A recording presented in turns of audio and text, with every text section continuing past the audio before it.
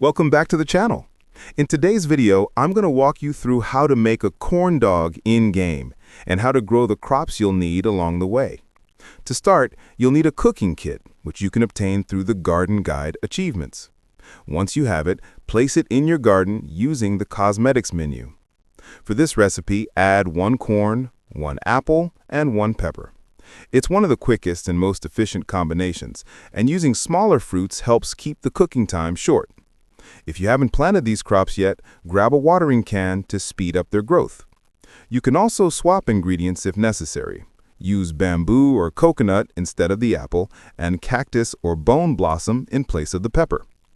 After selecting your ingredients, hit the Cook button and wait for the process to finish. For faster production, you can set up multiple cooking kits across your garden.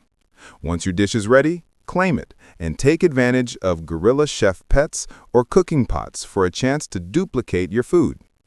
And that's all you need to know to make a corn dog and manage your garden effectively. Thanks for watching, and be sure to stay tuned for more helpful guides.